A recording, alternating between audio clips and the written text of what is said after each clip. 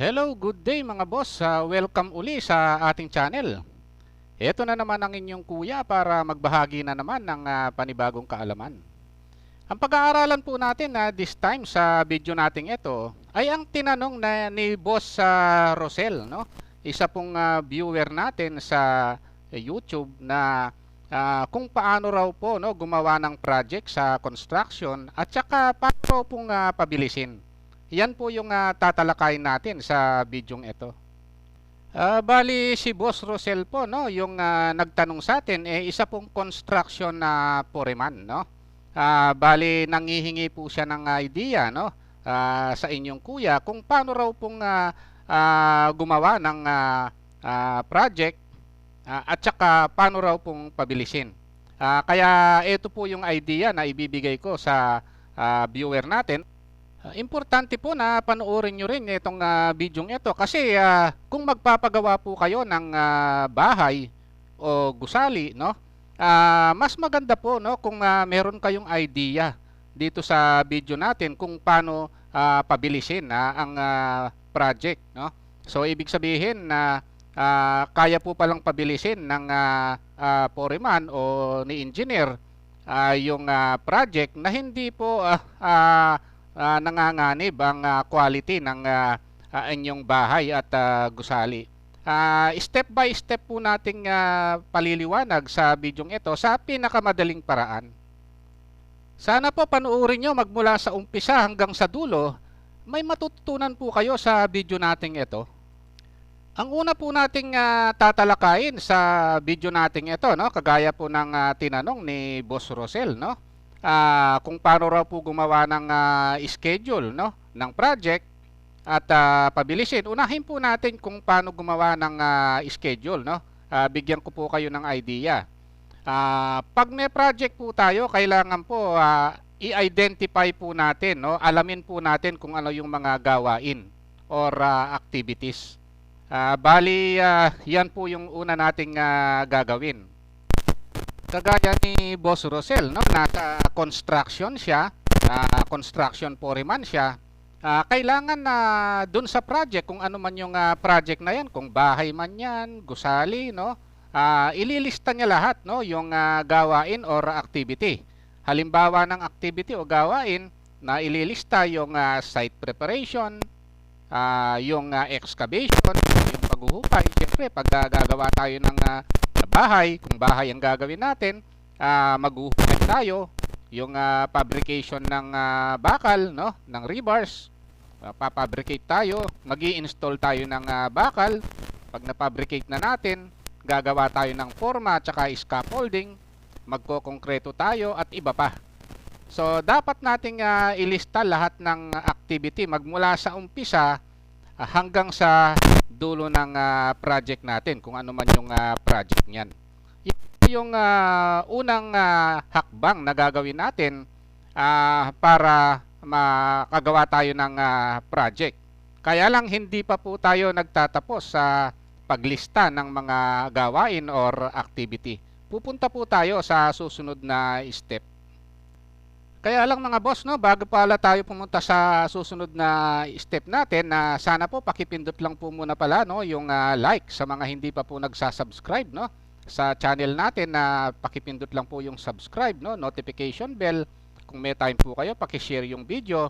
Ang Mix ni Kuya YouTube channel po, merong playlist video yan. Ito po yung mga yan. Sana po panoorin nyo, magaganda yan. Maraming salamat po. Ang susunod na step mga boss, since tapos na tayo dun sa paglista ng mga gawain or activity, ang susunod na step ay yung sequencing of activities, o yung pagsunod-sunurin ang mga gawain magmula sa umpisa ng proyekto hanggang sa dulo ng project. Ayun po yung susunod na gagawin. Kailangan na hindi lang po natin na ililista yung mga gawain or activities. Kailangan po nating pagsunod-sunurin yan. Since si Boss Rosel yung nagtanong, since construction foreman siya, bali malawak na po yung kaalaman niya sa construction. Alam niya pong pagsunod-sunurin yung mga trabaho na yan o mga gawain magmula dun sa paglilinis ng area ng pagtatayuan ng gusali o ng bahay, hanggang dun sa soil testing, sa pag-layout, hanggang sa paghukay, hanggang dun sa turnover, o pagpintura, hanggang sa turnover, hanggang sa pagbubong, mga ganon, no? Kailangan na pagsunod-sunirin po natin yan, no? Bali, pag pinagsunod-sunod po natin, no, yung mga gawain, activity, unahin po natin yung critical path, no? Pag sinabing critical path, yan po yung pinakamahabang sunod-sunod na pinagsunod-sunod na mga gawain hanggang sa matapos yung project natin. By the way, meron po akong isang video, no, kung paano kinompute yung paano ginawa yung critical path, no? At saka yung non-critical path. Sana po panoorin nyo yung video yon. Ang susunod po na pag na-identify na po yung critical path at saka non-critical path, bali yung relationship na po. Bali ilalagay po natin yan sa mga activity, no? Bali yung finish to start, meron din po akong isang video nito, no? Sana po panoorin nyo yung mga relationship na yan para makuha nyo po step by step po at saka detailed po doon, no? Bali dito po kasi bali idea lang po ito, pini-preview ko kayo, no? Merong finish to start na relationship, no? Meron tayong start to start relationship, meron tayong finish to finish relationship, meron tayong start to finish relationship. Ibig sabihin ng finish to start, kailangang tapusin muna yung isang gawain bago mag-uumpisa yung susunod na gawain, no? Kagaya ng paggawa ng pader muna bago tayo mag-plaster. Ganun po, no? Finish to start po 'yon, no? Meron namang mga gawain na pwedeng isabay i-start, no? Sabay umpisahan, no? Habang naguhukay, pwede po tayong mag-fabricate ng mga bakal, no? Ayan po, start to start relationship po. Finish to finish, sabay matapos yung mga gawain o activity, no? Start to finish, kabaliktaran naman po ng finish to start. Bali, meron po akong isang video nito, detalyado ko pong diniscuss doon sa video yon, no? Para makagawa po tayo ng schedule at makompute po natin yung critical path. Okay, bago po natin ituloy, no, itong paglagay ng araw sa mga gawain o duration sa mga activity, yung paglagay niyan, bali sa mga disclaimer po pala, no, itong ginagawa kong scheduling, ito po yung style na ginagamit ko, no. Meron po kasing ibang scheduler na iba po yung sistema nila, no. Ako, ito po yung nagamay na gawin ko, no, nung gumagawa po ako ng schedule, no. Baka yung iba po, iba yung ginagawa nila, may iba po silang technique. Technique po nila yon. Marami po kasing paraan kung paano gumawa ng schedule, no. Ako po, ito po yung ginagamit ko. Bali, ang susunod po duration ng activity ang ilalagay natin, no. Bali, maglalagay na po tayo kung ilang araw po yung isang gawain. Kagaya ng excavation, yung paghuhukay, 10 araw. Lalagyan na po natin yan ng bilang ng araw. Pagkatapos pong nakuha yung critical path, maglalagay na po tayo ng bilang ng araw sa critical path, no? Meron po akong isang video, no, kung paano po nakuha yung mga number of days na ito, no? Gumagamit po ako ng productivity rate, no, dun sa video na yan. Sana po panoorin nyo yung paglagay ko ng mga number of days kung paano na-compute itong mga ito, no? Plastering, 15 days, no? Forms and scaffolding, 20 days. Ilalagay na po natin yan sa critical path, no? Ayan po. Once na nailagay na po natin yung duration ng mga yan o yung bilang ng araw sa critical path, nakuha na po natin yung bilang ng araw ng project. Ayun po, no? Bali, syempre po yung critical path, yan po yung bali magdidictate sa bilang ng araw ng proyekto natin, kung ilang araw natin gustong matapos. Ayun po. Bali, saka po lagyan ng mga bilang ng araw din o duration yung mga non-critical. Ayun, no? Panoorin nyo po kung paano ko na-compute yung mga bilang ng araw na ito sa ibang mga video ko.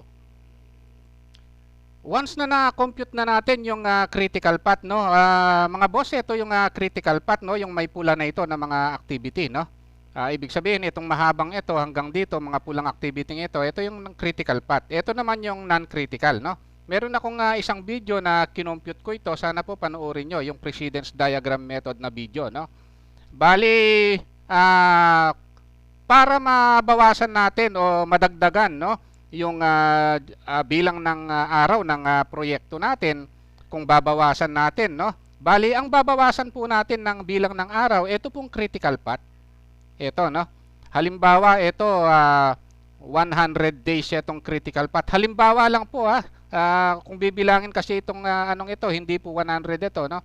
Kung halimbawa po 100 days ito, binawasan natin ng 10 days. Bali magiging 90 days po yung project natin. Sorry, no? Ayun po. Kung ano po yung binawas mo sa critical path, ayun po yung mababawas sa project, no? Basta hindi tinatamaan yung non-critical. Meron po tayong computation sa project management computation natin na sana po panoorin nyo, no? Bali, kung gusto nyo namang dagdagan, bihira naman pong mangyari yon, no? Stretching naman yon. Bali, kung 100 days ito, no? Bali, dagdagan nyo ng 10 days itong critical path. Bali, yung project natin na 110 days yun, no? Bali, kung ano man ang binabawas nyo, dinadagdag sa dito sa critical path, yun ang magiging bilang ng araw ng project, no? Basta hindi tinatamaan yung non-critical. O bali hindi siya naapektuhan kasi meron pong float 'yan, no? Kasi yung float na equals to 0, bali critical path 'yan, or slack equal to 0, critical path 'yan, no? Yung greater than 0, non-critical 'yan. Meron po akong detailed computation na video, no? Kung paano po na-compute yung critical path at saka non-critical. Sana po panoorin niyo yung video 'yon. Ayun po yung naging topic natin sa video natin ito. Sana po nagustuhan nyo itong video natin, no? Bago po tayo mag-exit, sana po pakipindot yung like, subscribe, notification bell. Thank you very much and God bless po sa inyong lahat.